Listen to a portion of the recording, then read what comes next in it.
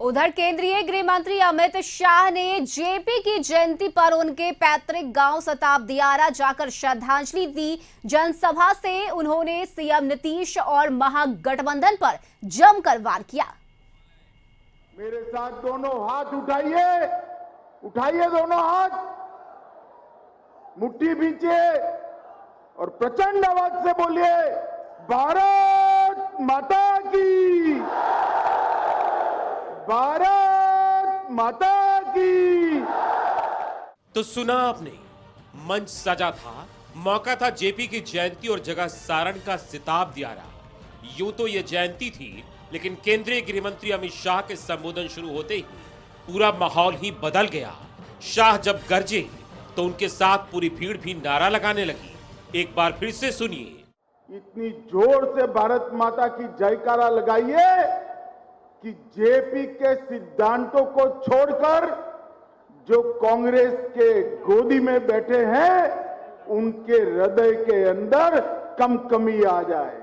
मेरे साथ दोनों हाथ उठाइए, उठाइए दोनों हाथ, मुट्ठी भींचिए और प्रचंड आवाज से बोलिए, भारत माता की,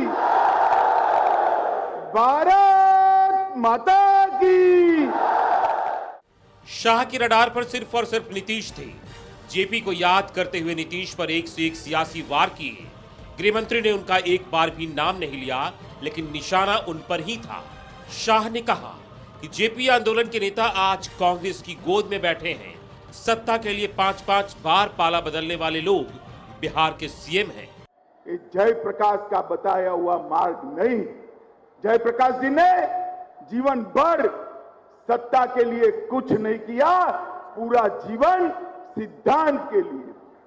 और आज 5-5 बार सत्ता के लिए पाला बदलने वाले लोग बिहार के मुख्यमंत्री बनकर बैठे हैं। बिहार की जनता को तय करना है कि जयप्रकाश के दिखाए हुए रास्ते पर चलने वाली, नरेंद्र मोदी के नेतृत्व वाली भारतीय जनता पार्टी चाहिए या जयप्रकाश के रास्ते से भटककर सत्ता के लिए समाधान करने वाली ये गठजोड़ की सरकार।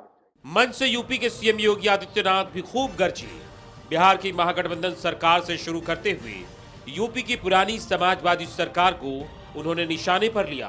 तो लोग जयप्रकाश जी के नाम पर और लोहिया जी के नाम पर राजनीति को आगे बढ़ाते रहे हैं। उनके कारनामों को हम सब जान रहे हैं, पूरा देश और पूरी दुनिया जान रही है। राजनीति का प्राधिकरण हो, इसके वे धुर विरोधी थे, लेकिन राजनीति का प्राधिकरण बिहार के विकास को बाधित कर रहा है।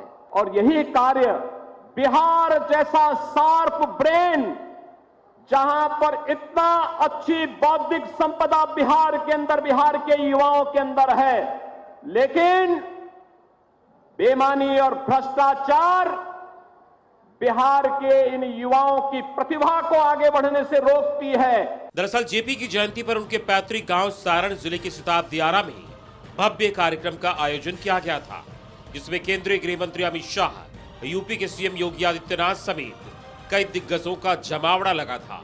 जहां अमित शाह ने जयप्रकाश नारायण की प्रतिमा का अनावरण किया। नेताओं ने देश के लिए जेपी के योगदान को याद करते हुए उन्हें श्रद्धांजलि भी दी। ब्यूरो रिपोर्ट, कशिश न्यूज। और इस खबर पर ज्यादा जानकारी के लिए न्यूज रूम से हमारे सहयोगी गौतम हमारे साथ जुड़े हैं। गौतम, 2024 लोकसभा चुनाव से पहले बीजेपी और महागठबंधन की ये सरकार एक दूसरे पर हमला करने का एक भी मौका नहीं छोड़ रही। क्या लग रहा है आगे आने वाले दिनों में बिहार की सियासत से क्या कुछ तस्वीरें देखने को मिल सकती है?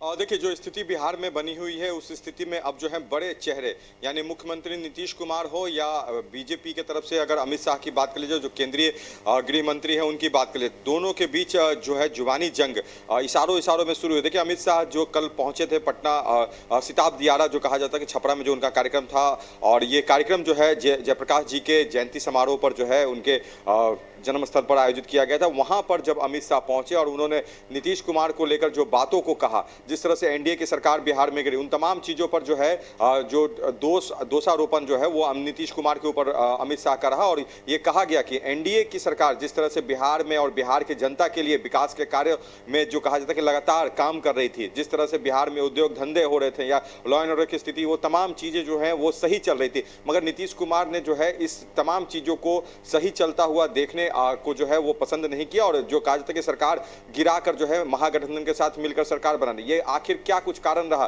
कि मुख्यमंत्री नीतीश कुमार ने जो है इतना बड़ा फैसला लिया? उन्होंने इन तमाम चीजों को लेकर कहा कि सत्ता का जो कहा जा सकता है कि जो उनका लालच है, केंद्र में जो कहा जाता है कि वो अब आना चाहते हैं सत्ता में, और प्रधानमंत्री के लिए जो कहा जाता है कि वो जो उम्मीदवार के रूप में, उन तमाम चीजों पर जो है कल अमित शाह का संबोधन हुआ। और एक बात उन्होंने कहा कि देखिए, जयप्रकाश जी के अनुयायी के रूप में जो है नीतीश कुमार अपने आप को बताते हैं, जेपी के आंदोलन में जो है वो साथ थे, मगर जेपी ने जिस कांग्रेस के खिलाफ जो है आंदोलन किया था, विरोध किया था, उस आंदोलन में जो है नीतीश कुमार साथ थे, मगर अब सत्ता के लालच में आने के कारण जो है वो आज कांग्रेस से हाथ मिला बैठे हैं। और इस तरह से वो कैसे जेपी के अनुयायी हो गए, कैसे उनके आदर्शों को मानने वाले।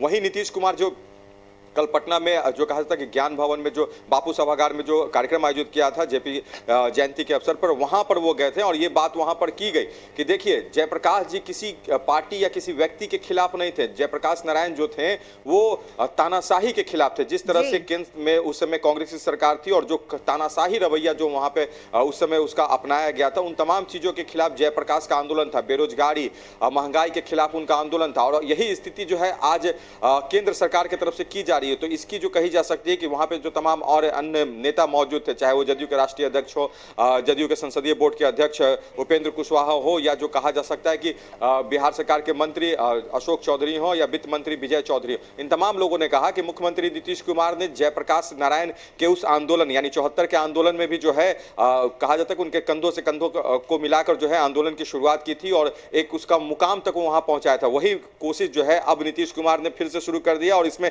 जनता का सहयोग होगा। उपेंद्र कुशवाहा की एक बड़ी बात वहां पे सामने आई थी कि अब देखिए, ये मौका है, ये अवसर है कि किस तरह से जो है केंद्र सरकार के खिलाफ जो अभी आंदोलन नीतीश कुमार ने शुरू किया है उसको जो है उसे अंजाम तक पहुंचाना है। देखिए, बिहार में जो लोग हैं कई जगहों पर पहुंचे, कई बड़े पद तक पहुंचे, मगर जो कहा जा सकता है कि बिहार के लोग प्रधानमंत्री के पद तक अभी तक नहीं पहुंचे। वो जगह अभी तक बिहारियों के लिए जो है वो खाली रह गई थी और ये अभी मौका है। इस अवसर पर जो है कहा जाता है कि नीतीश कुमार ने जो केंद्र सरकार के गलत नीतियों के खिलाफ जो आंदोलन जो शुरू किया है। शुक्रिया आपका इन तमाम जानकारी के लिए।